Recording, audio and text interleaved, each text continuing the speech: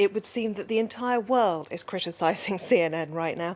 The Independent tweets that Kenyans are ridiculing the US network on Twitter for its hotbed of terror report. And if we take a look at this image here, you actually see this is what was being broadcast on air, and the strap at the bottom of the screen reads "Security fears as Obama heads to terror hotbed." And it's those two words that people in Kenya are objecting to.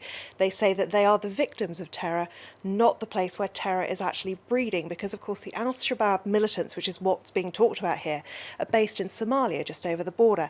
Now CNN has actually obviously realised that some of the criticism is at least valid, because they have changed the headline on their website for the report that actually this relates to. Obama's trip raises security concerns, they now say. But if you scroll down, you look at the opening lines from this piece by Barbara Starr, and it says President Barack Obama is not just heading to his father's homeland, but to a region that's a hotbed of terror. So they really haven't entirely stepped away from the use of that phrase. The Washington Post, among those reporting that Kenyans are ridiculing CNN online, they say rather, I suppose, perhaps kindly, in the global news game, it's easy to make overstatements. Other people are being less forgiving about this one. The Global Post says, Barack Obama is visiting Kenya, his father's birth nation, and the question on everyone's mind, if by everyone you mean CNN, is whether he'll make it out alive. You see, according to the self-proclaimed most trusted name in news, Kenya is a hotbed of terror.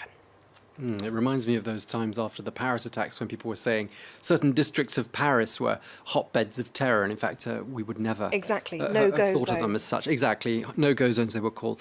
What sort of a response are you seeing to all of this then on social media?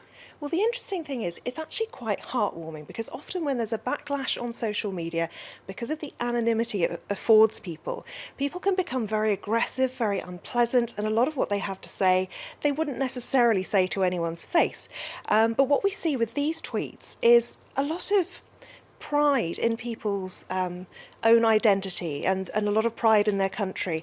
And this particular one is a quote from a Nigerian novelist, Chinua Achebe. Until lions have their own historians, history of the hunt will always glorify the hunter. Others are drawing parallels with the United States, saying if your country is a cool bed of peace as opposed to a hotbed of terror, why is it necessary to guard the president this way in your streets? It's a valid question to be asked. This Twitter user is talking about the fact that yesterday they were calling Kenya a hotbed. Is this peace? And of course that's an image there from the latest mass shooting in the United States, that cinema shooting which saw 2 people killed and the gunman himself. So a lot of people drawing comparisons. This one, I don't need to look too hard to spot the hotbed of terror, because this graph shows the gun-related murder rates in the developed world, and yes, you've guessed it, on the right-hand side in the red, far higher than everyone else, is the United States. Now, the Kenyan Interior Minister has actually called on CNN to apologise. So far, there's been no apology made, but it would appear that Kenyans are making the best of this, because if we look at this report from Capital FM, which is a Kenyan radio station, they say that Kenyans are using the hashtag #SomeoneTellCNN to actually showcase the brand of Kenya, if you like. And people are really talking about what it means to them to be Kenyan, what they're proud of, what Kenya means to them. And you're getting images like this amazing lion. Someone tell CNN that this is magical Kenya. Wildlife featuring very widely in these kind of images, and also cityscapes as well, to show that it isn't just the aftermath of terror attacks that you see in Kenya. There's also a great deal of beauty there too. There's also obviously a lot of humour. Kenyans won't give up. I'm still waiting for the CNN apology, says this Twitter user.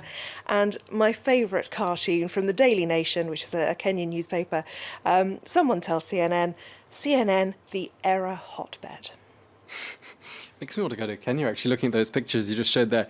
And some comments coming from far and wide, as we can see. One of them that you've picked out for us has come from none other than a former anchor on CNN. And interesting because she herself was born and brought up in Kenya. Yes, she says, Zain Verji, this is, she says her family has a 100-year history in Kenya, and so she feels very strongly that this is unfair. She said she rolled her eyes when she saw the term that was being used by CNN. And she says that a lot of Kenyans are very unhappy about it. However, she also goes on to defend CNN in some ways, saying, Words like hotbed catch the viewer's eye and drive up ratings. It's the American TV business, not just about Kenya.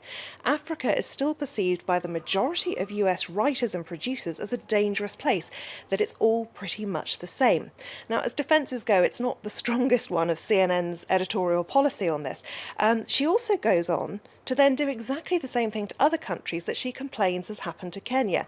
She labels Iraq, Afghanistan and Libya as being, well, those are the kind of countries that we're talking about being hotbeds of terror. Now, there is an element of terror breeding ground, but if we're talking about the generalisation and her problem with that, she's just done exactly the same thing. Interestingly, CNN, it's pointed out by Nairobi News, it's not the first time that CNN have got things wrong when reporting Africa. Lots of errors in terms of maps. It would appear they're a little lacking when it comes to knowledge of geography. They put that Nairobi is in Nigeria, for example. But the worst one is where they actually paid actors to pretend to be militants who were arming themselves ahead of the threat of post-election violence in 2013. So that's really the worst thing we've seen. But to end on a lighter note, little bit risque this one, hope you're not too sensitive to these things. Someone tells CNN that the last time a Kenyan made a bed hot in Hawaii, it produced a president of the United States. Okay, well, I'm going to avoid the words hot and bed, I think, for the next few weeks. I think in any kind of story that I'm covering, hotbed is a no-go word for me from now on. Thank you very much, Emma J. It was long in coming, but CNN International has finally expressed its deep regret of a news item aired on its channel portraying Kenya as a hotbed of terror ahead of US President Barack Obama's visit last month.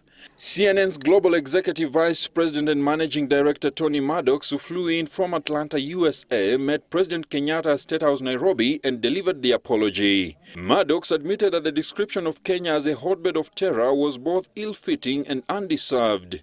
The official Twitter handle of Kenya's presidency captured the feeling of many Kenyans. Under the hashtag #UhuruTellsCNN, the Twitter handle quoted President Kenyatta saying, "We do not expect to be showered with praise. We accept honest criticism. That is how we grow."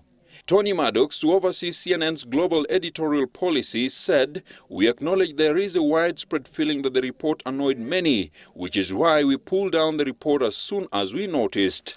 President Kenyatta drove the point home by asking the CNN boss, Mr. Tony Maddox, as the managing director of CNN International, "What have you seen in Nairobi that makes Kenya a hotbed? Nairobi is like other cities." Kenyans on Twitter, who began the hashtag Someone Tell CNN to lash out at the global news network for painting Kenya as a failed state at war, took to the social media platform once again. At Kivuva wrote, "I am proud to be a Kenyan, plus they will never see a voice like Kenyans on Twitter in the entire universe." While at Odiembo Sam wrote, "Uhuru tells CNN that we write our narrative as a nation." At the center of the storm following the airing of the negative report, though, is a huge advertising